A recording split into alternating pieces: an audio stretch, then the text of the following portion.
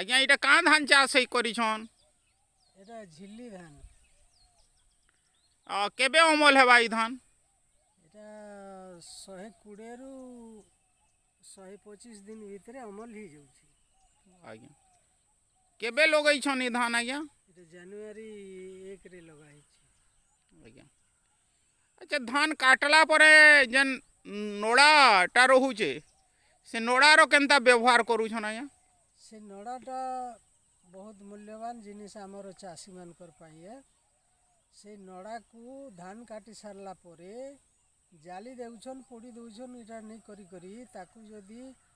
tractor फ्रैक्टर लगे करी कादुओ करदेवे माटी रे मिसई देवे बोले सेटा गोटे बहुत सुंदर खत आपणकर जमी को मिल जिवा